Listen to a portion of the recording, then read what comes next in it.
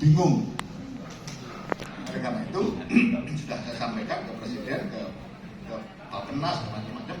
Konsep pembangunan desa ke depan adalah desa mandiri itu harus ditambah dana desanya dan diikuti dengan penambahan kewenangan.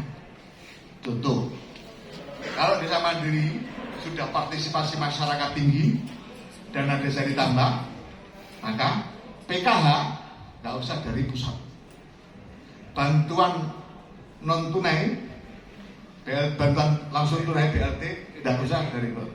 Kemudian bantuan pangan non tunai itu juga nggak perlu dari pusat, cukup dikelola di desa, disatukan dengan dana desa. Itu baru benar, dan itu nggak mungkin salah data. Kalau tuh ada kesalahan data mudah dicermati, apalagi kuncinya partisipasi masyarakat. Nah, kalau partisipasi masyarakat tinggi, kemudian ada list penerima bantuan pangan non tunai ada 12 orang, masyarakat kan tahu. Oh iya, 12-nya layak. Tapi kalau ada yang layak, pasti masyarakat tahu. Oh, nggak layak itu nomor 3 itu nggak mungkin. Masa itu orang kaya kok dapat? Itu masyarakat tahu. Karena apa? Kalau kita hidup di desa, saya saja yang nggak begitu sering rumah sekarang di tempat kelahiran saya. Tapi saya masih berani menjamin 100%. Kalau saya ditanya satu RT saya, pasti saya bisa jawab. Siapa ini tahu saya, siapa ini bagaimana, masih tidak. Meskipun untuk satu desa mungkin saya sudah agak kesulitan jawab. Tapi kalau satu RT saya bisa jawab. Itulah dulu kenapa BLT dana desa itu saya minta didata oleh desa, bukan oleh kabupaten, bukan oleh orang luar, tapi oleh orang desa sendiri. Dan didata lebih dari 1 orang, harus 2 orang. Supaya apa? Supaya verifikasinya benar.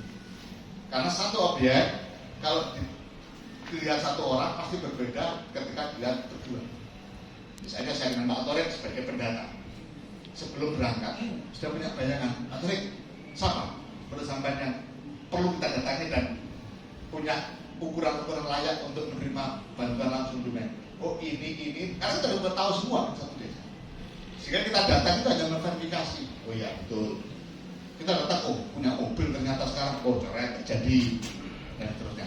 Nah kalau ada satu hal yang meragukan, 2 orang ini berdebat. Menurut saya layak Pak Torik. Pak Torik bilang enggak layak. Oh itu gini-gini, anaknya kaya-kaya dan seterusnya. Nah oke, kita datangi. Bu, putarnya di mana?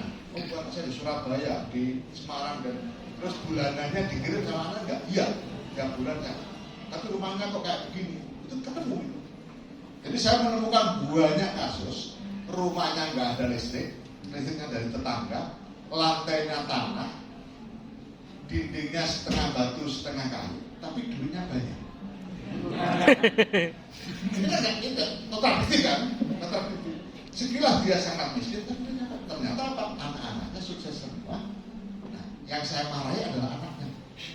Kamu tuh kebangetan. Ibumu hidup kayak gini kamu biarkan.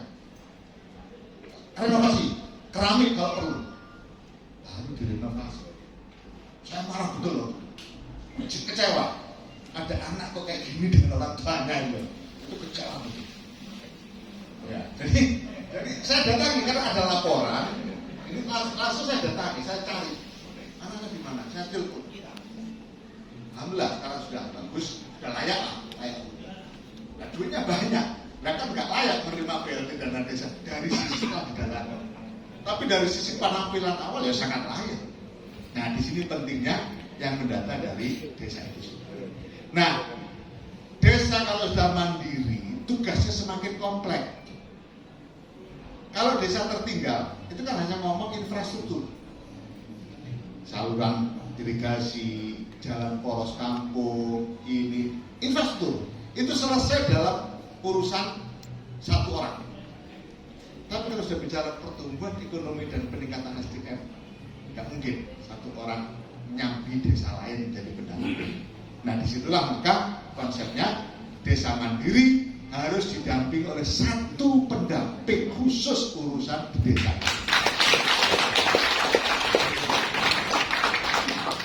Nah, apakah ini akan terwujud? Pasti terwujud. Ya itu kuncinya. Demikian, Assalamualaikum warahmatullahi wabarakatuh.